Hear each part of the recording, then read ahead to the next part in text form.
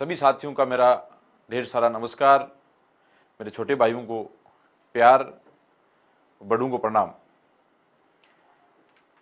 साथियों, जिस तरीके से आप देख रहे हैं कि पिछले कुछ समय से राजस्थान के युवाओं में एक ज्वलंत मुद्दा छाया हुआ है, ओबीसी आरक्षण का मामला। उसी मुद्दे पे आज चर्चा करने के लिए मैं आपसे मुखातिब हो रहा हूं। ऐसे क्या कारण रहे, ऐसी क्या मजबूरियां रही कि 2021 की आरपीएससी की भर्ती में आरपीएस के 77 पद होते हुए भी 0 वैकेंसी दिखाई गई। ऐसी क्या मजबूरियां रही कि वनपाल भर्ती में 73 पद होते हुए भी ओबीसी के 0 पद दिखाए गए। ऐसी क्या परिस्थितियां बनी कि 2019 कांस्टेबल भर्ती में राजस्थान में सेकंड टॉपर रहने वाला लड़का योगेश यादव जो नियुक्ति से वंचित रह जाता है, ओबीसी वर्ग से जो आता है।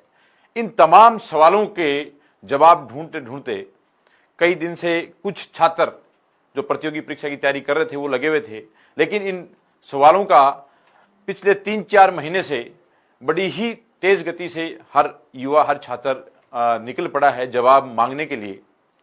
अब भी परिस्थितियां इस तरीके की बनी हुई हैं कि बहुत ज्यादा मात्रा में लोगों को पता नहीं है कि ये ओबीसी आरक्षण का क्या मामला है। और चूंकि मैंने भी इसको समझा और समझने की कोशिश की तो ये ठीक उसी तरह लगा। ये आज दुनिया में 2 ऐसे फॉर्मूले मुझे लग रहे हैं। एक तो क्रिकेट का डकवर्थ लुईस नियम, जो आज तक किसी को समझ नहीं आया कि किस तरीके से टीम जो है किस फॉर्मूले से जिता दी जाती है, और उसी तरीके का जटिल फॉर्मूला ये ओबीसी और आरक्षण का फॉर्मूला है। हालांकि डकवर्थ लुईस नियम अपन नहीं भी समझे तो बात बन सकती है, अपना कोई नहीं अगले दिन कौन सी टीम जीती अपन समझ सकते हैं, लेकिन इस फॉर्मूले को जो विसंगतियां इस ओबीसी आरक्षण में है इसको समझना अपने लिए अत्यंत आवश्यक हो जाता है। और वो आवश्यक इसलिए हो जाता है कि जिस तरीके से जो छात्र गांव से उठ के ओबीसी वर्ग का जो छात्र शहर में आता है, राजधानी में आता है, जिला हेडक्वार्टर पे आता है और अपने सर पे आटे का कट्टा लेके अपने पीठ के ऊपर भारी भरकम बैग टांग के, किताबें और अपने वस्त्र टांग के और अपने हाथ में घी की केतली लेके उतरता है और वो पढ़ने के लिए आता है।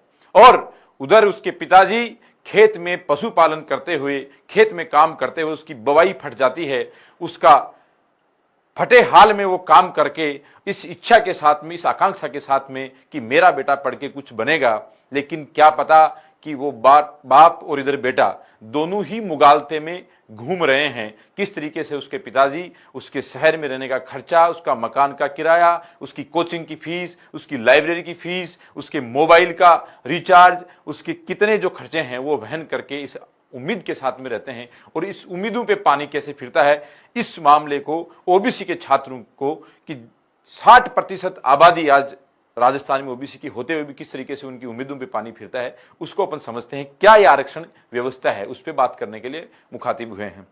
दोस्तों, 1993 में ये इस पूरे चैप्टर को समझने के लिए 2 प्रकरण 2 अलग अलग तरीके से हैं। एक जो बार बार बताया जा रहा है कि 17/4/2018 का वो परिपत्र जो तत्कालीन भाजपा सरकार के समय, यूं कहूं भाजपा सरकार उर्फ वसुंधरा राजे सरकार उर्फ महारानी सरकार, उनके समय यह परिपत्र जारी हुआ।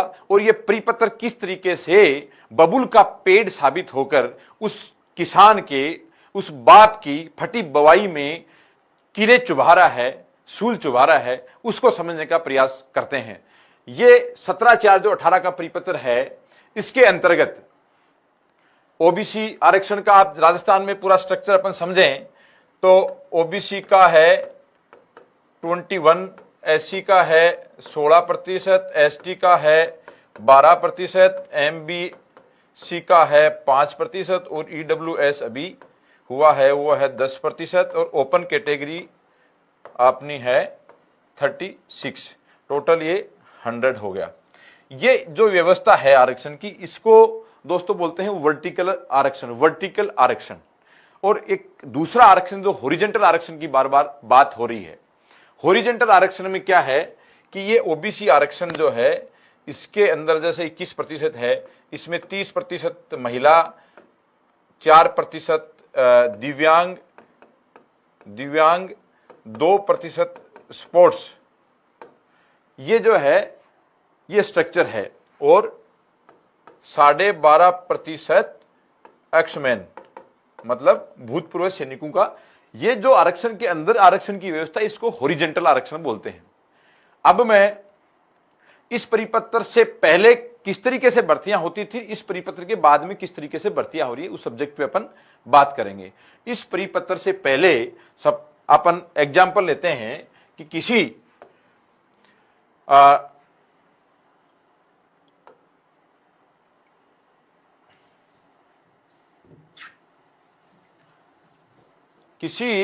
डिपार्टमेंट में 1000 पदों पे भर्तियां निकाली गई, 1000 पद पे भर्ती निकाली गई, उसमें ओबीसी का 21% से हो गया 210 पद, 21% के हिसाब से 1000 पे। अब इस 210 के अंदर अपन कैलकुलेट करें तो 30% महिला के हिसाब से 63 सीटें होगी महिला, और 8 सीटें होगी अपनी दिव्यांग, और 4 सीटें होगी अपनी स्पोर्ट्समैन, और 26 सीटें होगी अपनी भूतपूर्व सैनिक। और इनको मिला के अपन देखते हैं तो ओबीसी सामान्य पुरुष के लिए जो सीट बचती है, इसको निकालने के बाद में मेरे ख्याल से ये 109 सीटें बचती है। 109 सीट ओबीसी पुरुष जो छात्र तैयारी कर रहा है उसके हिस्से में आती थी इस परिपत्र से पहले। 12.5% एक्समैन के हिसाब से 26 आ गई, ये स्पोर्ट्स, ये दिव्यांग, ये महिला 30%, और ये 109 सामान्य पुरुष। अब इस परिपत्र के बाद में क्या हुआ है कि ये 1000 पद के ऊपर 12.5% का मतलब 125 सीट हो गई एक्समैन की। 125 सीट जो एक्समैन की 125 सीट हुई हैं, इनमें ऐसा कर दिया कि इस 125 में चूंकि ओबीसी बहुत बड़ा वर्ग है और एक्समैन भी ओबीसी वर्ग के ज्यादा है, 60% आबादी ओबीसी वर्ग की है राजस्थान में, और जितने एक्समैन भर्ती होते हैं उनकी संख्या भी गुणोत्तर ज्यादा रहती है, तो 80 से 90% एक्समैन राजस्थान में ओबीसी वर्ग से ही आते हैं। ये आप सब भली भांति जानते हैं। अब इन 125 में से इनकी अलग मेरिट बनाते हैं कि 125 12.5% के 1000 पे 125 सीटें होगी। 125 में से अगर अपन 80% सीटें लेते हैं तो 80% में 100 पद जो है ये हो गए एक्समैन के। 125 में से 80% ओबीसी वर्ग के जो है एक्समैन टॉप में आते हैं, लगभग 100 पद हो गए 80% के हिसाब से। अब ये 100 के 100 पद जो है इन्होंने जो 17/4 के ऑर्डर में ये किया है कि उसी श्रेणी में जिस आरक्षित वर्ग का वो है उसी श्रेणी में वो समायोजित होगा। मतलब ये 100 पद इन 210 पद में से जाएंगे, तो 200 पद में से इसमें से 100 अगर जाते हैं तो 109 में से 100 चले गए, 26 अपन ने पहले ऑलरेडी निकाल रखे हैं, तो ये 100 पद जाते ही 9 और ये 35 पद ही ओबीसी का जो है छात्र है उसके लिए शेष रहते हैं।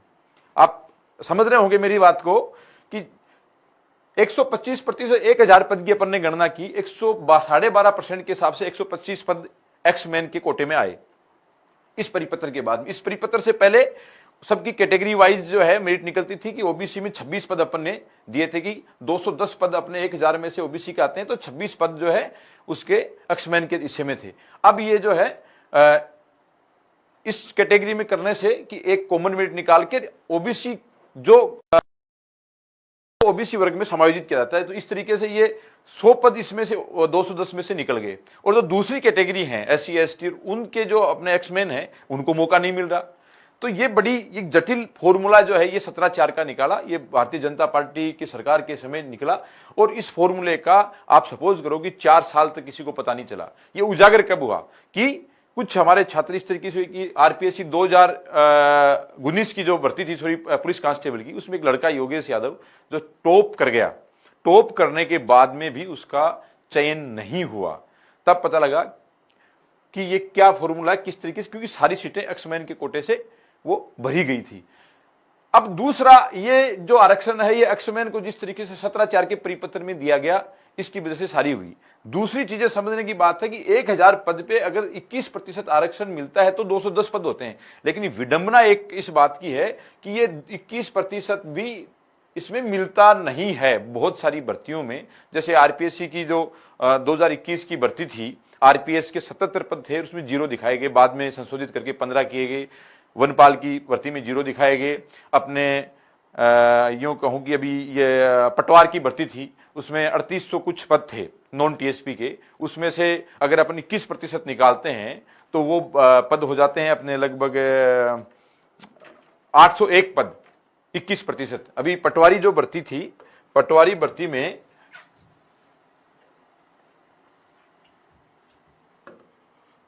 पटवारी भर्ती के अंदर क्या हुआ था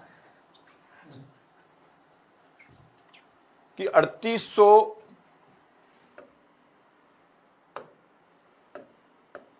पटवारी के अंदर 3816 पद नॉन टीएसपी मतलब टोटल पद थे।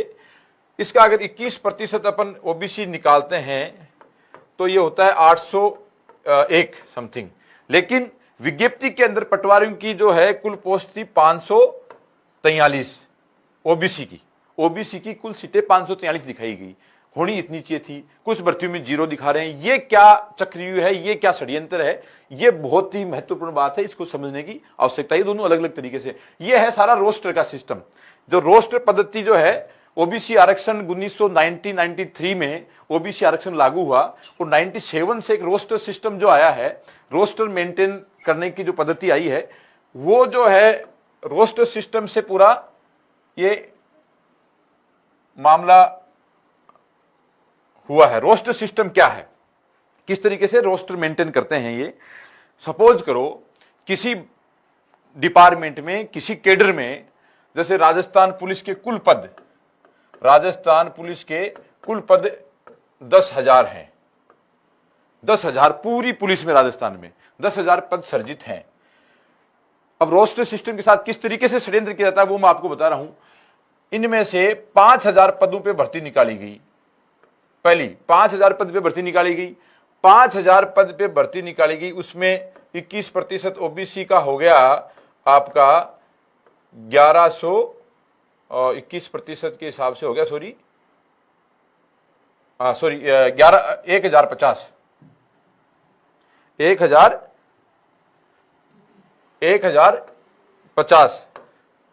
ओबीसी का हो गया 1050 5,000 में से। अब इस 5,000 की भर्ती में, और टोटल 10,000 हैं, टोटल 10,000, लेकिन भर्ती 5,000 की निकाली, 5,000 अभी सर्जित पद हैं, रिक्त हैं। 10,000 का 21% कितना हो गया, 2100। 5,000 का 1,050 हो गया। 5,000 की भर्ती में 1,050 ओबीसी की विज्ञप्ति में निकल गई। लेकिन अब इसमें 1,050 के बाद में इस भर्ती में ओबीसी वर्ग के छात्र जो हैं ओपन कैटेगरी में चले गए। 1,000 पे तो इस आरक्षित ओबीसी के कोटे पे आ गए, और 1,050 ने ही जैसे इस 5,000 में से जो ओबीसी के छात्र हैं ओपन कैटेगरी में इनका सिलेक्शन हो गया, ओपन कैटेगरी में। तो इस 5,000 की भर्ती में टोटल ओबीसी के छात्र आ गए 2100। ये 2100 छात्र आ गए, इनका चयन हुआ। अब रोस्टर सिस्टम क्या करते हैं कि ये जो ओबीसी के अगेंस्ट जो भर्ती हुए इनको तो उसी में शो करते हैं, और जो ओपन कैटेगरी के अगेंस्ट जो गए हैं ये ओपन कैटेगरी में इनका चयन हुआ है, लेकिन रोस्टर में इसको वो ओबीसी के अंदर शो करते हैं, ओबीसी के अंदर दिखा देते हैं। तो टोटल इनका ये ऐसा षड्यंत्र है कि ओबीसी की 60% आबादी होते हुए भी 21% से ज्यादा चयन इनका नहीं हो। इस तरीके का ये ब्यूरोक्रेसी का षड्यंत्र और ये जो चला है ओबीसी के साथ में। इसलिए ये अब अगर ये 10,000 में से 5,000 की भर्ती होगी, अब नेक्स्ट 5,000 की अगर ये भर्ती निकलेगी राजस्थान पुलिस की, तो उसमें क्या करेंगे कि ओबीसी का 0 पद दिखाएंगे। कि इस 10,000 टोटल कैडर में से 21% से 2100 लोग भर्ती होने थे और 2100 यहां हो गए पहले 5,000 में। तो नेक्स्ट भर्ती में ये शून्य पद दिखाते हैं। ये बहुत बड़ा षड्यंत्र ओबीसी वर्ग के साथ में हो रहा है और ये अभी ताजा घटनाएं जो हुई उसमें ये पकड़ में आया।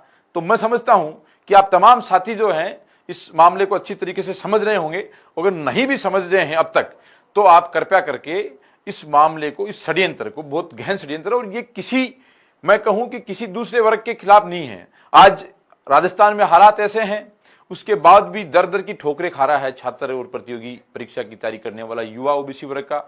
लेकिन मुख्य विपक्षी पार्टी, मैं बात करूं, कोई इस मामले में बात नहीं कर रहा।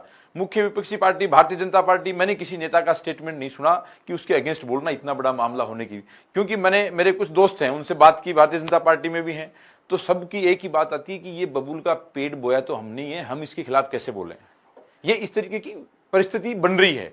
दूसरी तरफ जो मुख्य पार्टी सत्ता में है, कांग्रेस पार्टी, उसके हालांकि कुछ नेताओं ने इस मामले में संज्ञान में लिया है, कुछ नेता बोल भी रहे हैं, लेकिन कुछ लोग अभी भी डर रहे हैं कि कहीं हम सरकार का विरोध तो नहीं कर रहे हैं। उन लोगों से, उन तमाम मेरे साथियों से कहना चाहता हूं कि आप कतई इस चीज में नहीं जाएं। ये जो मामला है, इतनी बड़े वर्ग का मामला है, आप अगर राजनीति में हैं, सार्वजनिक जीवन में हैं, तो इस तरीके के प्रकरण में भी अपन अगर लोगों को, उन छात्रों को, छोटे भाइयों को, उस किसान को जिसका बेटा मेट्रोपॉलिटन सिटी में पढ़ रहा है, उसको अपन मदद नहीं कर पाएंगे, उसके साथ अपन जो खड़े नहीं हो पाएंगे, तो मैं समझता हूं कि अपना होना व्यर्थ है। एक तीसरा वर्ग है राजनीति करने वाले जो लोगों का, जो ये समझता है कि कहीं एक जाति का तो मामला नहीं है, कहीं एक वर्ग का तो मामला नहीं है, मैं तो सर्व समाज की राजनीति करने वाला आदमी हूं, सभी जातियों की राजनीति करने वाला आदमी हूं। तो मैं ये उनको बताना चाहता हूं कि ये किसी भी जाति के, किसी वर्ग के खिलाफ नहीं है। ये ओबीसी के आरक्षण के इंटरनल मामला है, ओबीसी के अंदर का ही मामला है। और ये जो परिपत्र जो है 17/4/2018 का, जिसमें एक्समैन को उसी कैटेगरी के अंदर टोटल पद लेते हुए दिया, ये सबके साथ प्रॉब्लम होने वाली है। ये ओबीसी के जो रोस्टर सिस्टम है, ईडब्ल्यूएस आरक्षण अभी लागू हुआ है, ईडब्ल्यूएस आरक्षण में ही 10% जो आरक्षण दिया है, इस रोस्टर सिस्टम से आप अगर जनरल में फाइट करके जाओगे और वापिस वही ये जो ओबीसी के साथ हो रहा है, ये ईडब्ल्यू साथ के होना है, एमबीसी के साथ भी ऐसा होना है, एससी के साथ भी ऐसा होना है, एसटी के साथ भी ऐसा होना है, ये धीरे धीरे सबके साथ होना है। इसलिए सभी साथी इस चीज को समझें और इसको मजबूती से इस लड़ाई को लड़ने का काम करें। आज हालात ये हैं गाँव में, मैं चूंकि सरपंच भी हूं तो ग्रामीण पृष्ठभूमि से पूरी तरह से जुड़ा हूं, गाँव ढाणी चौपाल में बैठते हैं, बात करते हैं, देखते हैं, तो हालात ये हैं कि गाँव में लोग ये कह रहे हैं कि सामाजिक ताना बाना किस तरीके से खुर्द बुर्द हुआ है कि पढ़ी हुई बेटी तो है कि बाई तो पढ़ेड़ी है, पर बाई तो नौकरी लागी, लेकिन नौकरी लागना छोरो बताओ। अब छोरा नौकरी लाग रहा ही को नहीं, जब बतावा घटाऊं नौकरी लागना तो बंद होगा, ये सारा सिस्टम ही क्लोज हो गया। ये सामाजिक ताना बाना भी खुर्द बुर्द हुआ है। लोग मतलब ये हालत है, क्योंकि लड़कियों काफी संख्या में अच्छी प्रोग्रेस करी है और नौकरी भी लग रही है, लेकिन लड़कों की जो है वो मुगालते में घूम रहे हैं। वो सोच रहे हैं कि इतने पदों की भर्ती आई है, पटवारी की आई है, अभी ग्राम सेवक की आई है, अभी फलाना भर्ती आई है, अभी रीट आई है, लेकिन उनको ये पता नहीं चल रहा है तुम्हारे साथ किस तरीके से षड्यंत्र हो रहा है। इतनी सी भर्तियों में भी जब टॉपर लड़का भी सिलेक्ट नहीं हो पा रहा है, जो जिसने टॉप किया पूरे राजस्थान को, तो तुम क्यों सपने, किस चीज के सपने ले रहे हो। इसलिए मैं तमाम उन साथियों से, और इस पूरे मामले में क्योंकि 1.5-2 महीने से और अच्छे तरीके से ये आंदोलन जो है इसने गति पकड़ी है, 4-6 महीने से इसमें धीरे धीरे असंतोष लोगों में जाहिर हो रहा था, लेकिन अभी कुछ समय से इसमें गति पकड़ी है। और इस गति के लिए एक ओबीसी आरक्षण समिति बनी हुई है जो इस मामले को पूरे को लीड कर रही है। उसमें उस समिति में बहुत सारे तो वो छात्र हैं जिनका सेलेक्ट नहीं हो पाया, खुद इस चीज के भुगत भोगी हैं, वो कोई नेता नहीं है, राजनीति से नहीं है। और उस ओबीसी आरक्षण समिति में मैं इस मामले को बहुत पहले से बाड़मेर के छात्रों ने अच्छे से उठाया, और वहाँ के मैं हमारे माननीय हरीश जी चौधरी, उनको भी धन्यवाद देना चाहूँगा कि आप इसको चोला उतार के इस तरीके से ओबीसी वर्ग के साथ में आए और राजनीतिक चोला उतारते, आपका धन्यवाद देता हूँ। एक हमारे बहुत बड़े वयोवृद्ध जो 80 साल की उम्र में इस लड़ाई को लड़ रहे हैं, श्रीमान राजाराम जी मील, उनका संरक्षण इनको प्राप्त है, किस तरीके से इस उम्र में वो इस मामले को समझ के, और बहुत पहले से, मैं तो मुझे ताजुब होता है, मुझे खुद ये लगता है